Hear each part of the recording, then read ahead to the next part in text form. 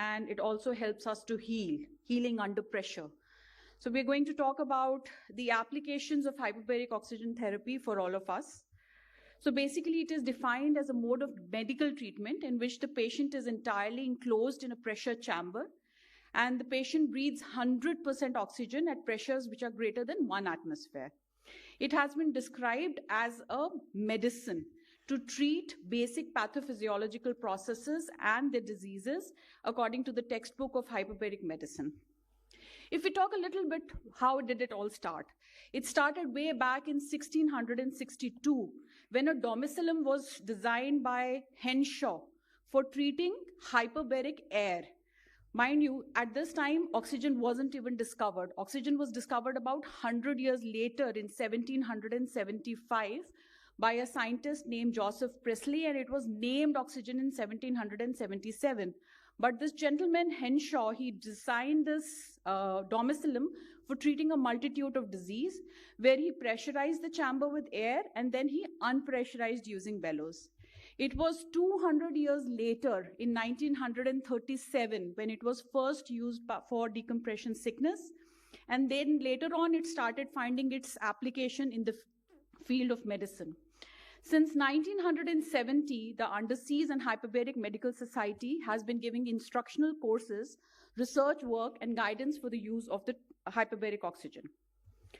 So normally, we all know that we breathe air, and air contains about 21% oxygen, which is bound to hemoglobin. Any injury or disease in our body decreases the body's ability to transport oxygen to tissues, or there can be an increased demand, or there can be an increase in distance that the oxygen must travel from the capillary to reach the cells. Hemoglobin carries majority of oxygen. So at 100 ml of blood, it carries 19 ml of oxygen, which is bound to hemoglobin, which is 95% saturated, and only 0.32 ml in plasma. Now, if we are giving 100% oxygen to somebody, then hemoglobin is going to bind to 20 ml, but the concentration which is now going in plasma is considerably increased. Now, according to the laws of physics, the solubility of gases, once we are giving the gas under pressure, the solubility is going to increase rapidly, exponentially. Talking about how is it going to help? There are two primary mechanisms of action. One is hyperoxygenation. So there is an increase in dissolved oxygen in plasma as a result of increase in partial pressures of arterial oxygen. And second is there is decrease in the bubble size. So when the bubble size decreases, it is directly proportional to the increasing pressure. So the mechanism of work increases, especially in cases of decompression sickness.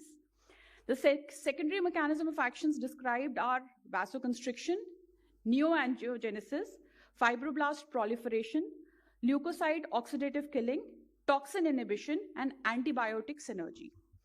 How are you going to deliver this? It is basically utilizing 100% oxygen, and this oxygen is given at a higher pressure than 1 atmosphere, usually between 2 to 3 or 2 to 4 atmospheric pressure.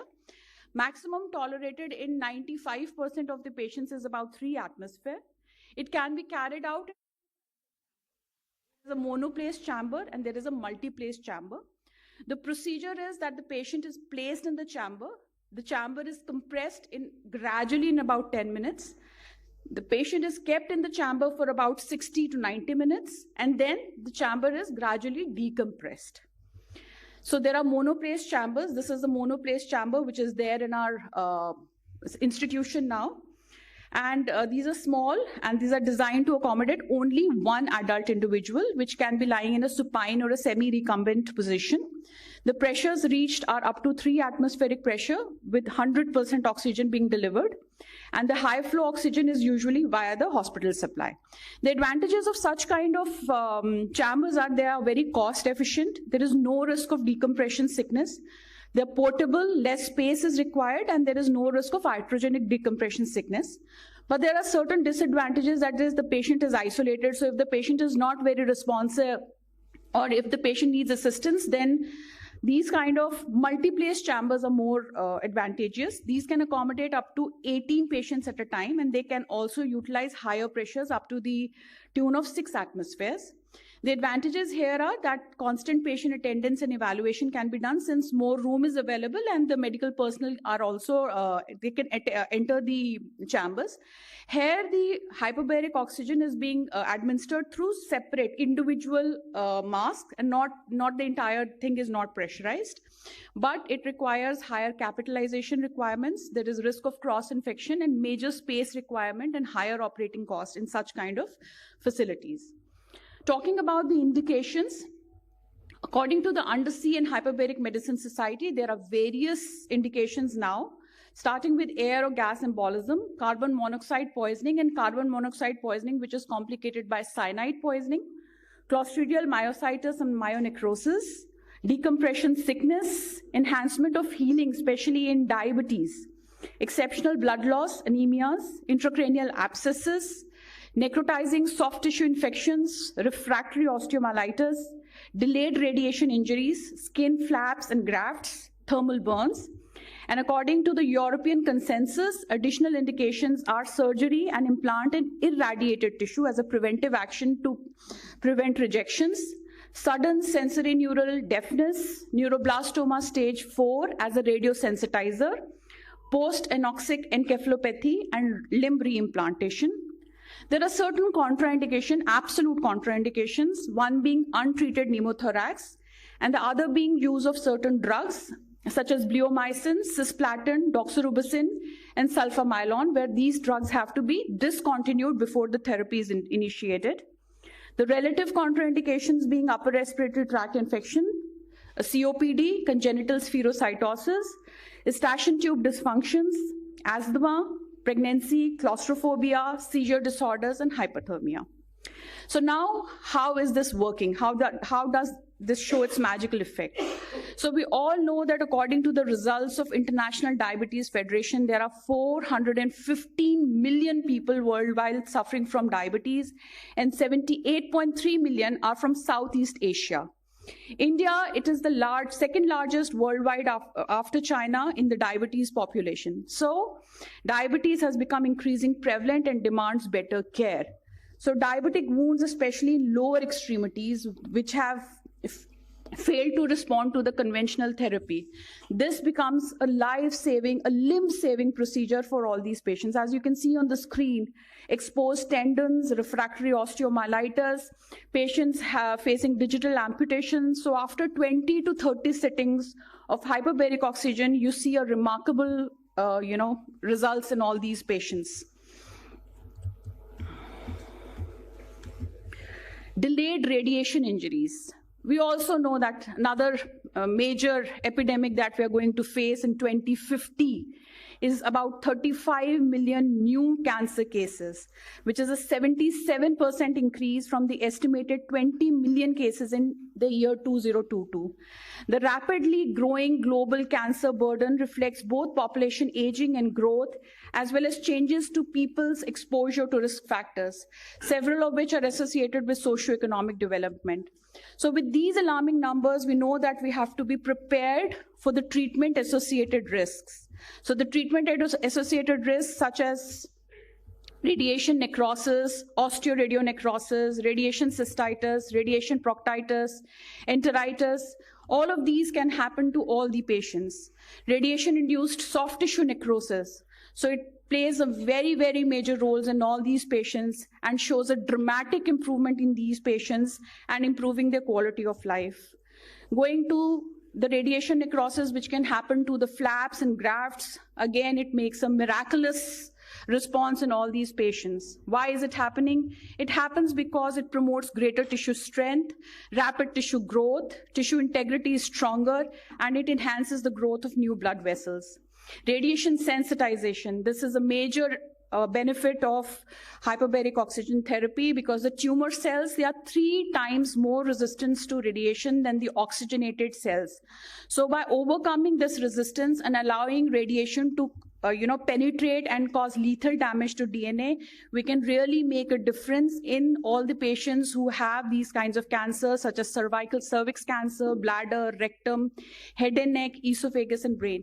And it becomes even more important if it is administered immediately before the radiation therapy is initiated. So it significantly reduces the mortality and it significantly decreases the recurrence. Other scenarios, total knee replacements. This was a child which we had recently who received hyperbaric oxygen therapy, and we were able to save the limb. And all these, another important thing is the sports injury. We have seen China is showing a remarkable increase in use of hyperbaric oxygen in all their athletes. Traumatic brain injury, where it is basically inducing neuroplasticity, increasing stem cells in the blood, and increasing the amount of stem cells which can be given to the brain to damage the tissues and help them regenerate. Important because I am a ENT surgeon, HBOT in sudden sensory neural hearing loss. It shows remarkable results. I can just show you the results here. A gentleman presenting to us with complete, profound sensory neural hearing loss in left ear was given 8 sessions of HBOT. Later on, you see that the results are remarkable with the patient just having mild SNHL now in left ear. Another gentleman having moderately severe sensory neural hearing loss in left ear, 8 sessions of HBOT, normal hearing. Talking about complications, you can have certain complications such as alveolar hemorrhages, hemoptysis, pneumonitis, but it can be managed. And sometimes temporary myopia, claustrophobia, and very rare oxygen toxicity. So the take-home message is HBOT, it can be a new friend for all of us. The indications are evolving. Wound healing, diabetic patients, cancer patients, vascular injury, brain injury, burn patients, graft patients, additionally sudden sensory neural hearing loss, sports injury, and post-implant complications. So it is a boon to all of us and we should use it to the fullest capacity. Thank you so much. Yes, please. Honestly speaking, how better or the survival rate or your efficacy in post-traumatic fat embolism, number 1. Number 2, how it is better for the high pressure BiPAP system? High pressure BiPAP system. So first of all, in cases where there is COPD or the patient is having a lot of respiratory issues, we do not recommend putting them under so much high pressure. We have always to, first stabilize their respiratory component and then only we can subject them to hyperbaric oxygen therapy. Second thing, you talked about fat embolism. So it has a major role in fat embolism. It has a major role in cerebral artery embolism. So, but you have to recognize these patients and you have to subject them to hyperbaric oxygen therapy when the time is apt. So, but you have also to take care of the, if the patient is having accelerated hypertension or having other, complications such as pneumothorax or is having other problems which could, wherein the hyperbaric oxygen could exacerbate the conditions. You have to basically look the patient in as a whole because this thing is not localized. It is going to act on the entire body. The entire patient is going inside the chamber and everything is acting everywhere. So you have to be very